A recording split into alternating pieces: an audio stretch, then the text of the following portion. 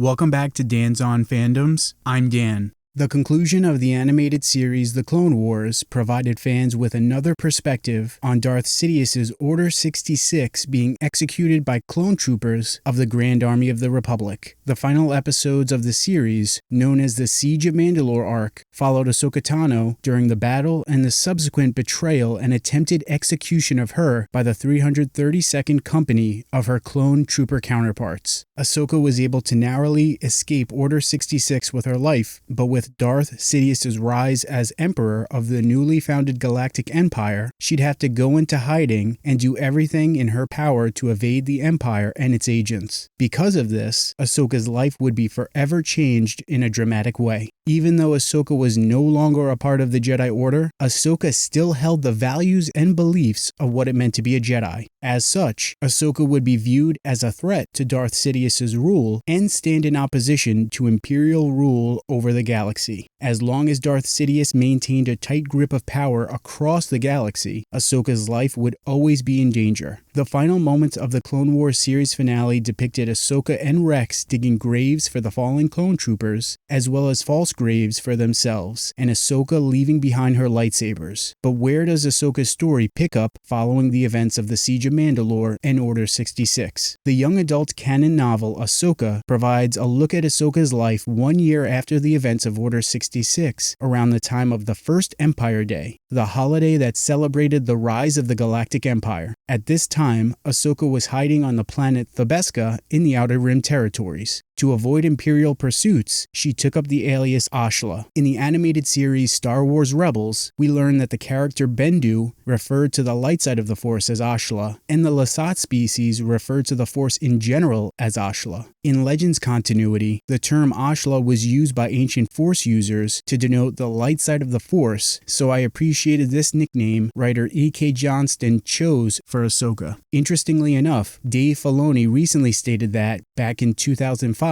when the character of Ahsoka was being created, she was originally referred to as Ashla. In Attack of the Clones, one of the younglings that Yoda is teaching is named Ashla, and Filoni and company considered having that young Togruta Jedi be their Ahsoka character. But the ages didn't actually match up, and Ashla wouldn't have been old enough to be Anakin's teenage Padawan. Anyway, back to Ahsoka, who, while on Thebeska, worked for the Fardi clan, who were a powerful and wealthy local family involved in smuggling. On the First Empire Day, Imperial officers on Thebeska planned to go around and meet all of the individuals that were new to the planet, forcing Ahsoka to flee. Ahsoka then stole a ship from the Fardis and made her way to the Outer Rim moon of Ra'eda, which was a remote farming settlement. There, Ahsoka posed as a mechanic and befriended several individuals, including a local girl named Kaden Lart, Kaden's sister Miara, and their crew leader Vartan. Under Imperial control, Ra'eda was used by the Empire to grow a crop that was used in the creation of military nutritional supplements. Ahsoka, still going by Ashla, eventually became the village's mechanic and continued to develop a friendship with Kaden, Miara, Vartan, and other locals. Not too long after, the Empire began enacting strict and tough work quotas, and it was discovered that the crop production was devastating to Ra'eda's soil. Ahsoka convinced her friends and the other farmers to resist the Empire, first by slowing crop production, and then by creating a resistance movement. With Ahsoka's guidance, the resistance movement attacked Ra'eda's local spaceport and an Imperial administrative building, which resulted in casualties, members of the resistance being captured and tortured, and Ahsoka revealing her Force powers. Because of this, Ahsoka fled Ra'eda and returned to the Fardis on Thebeska, where she hoped to evade Imperial interest.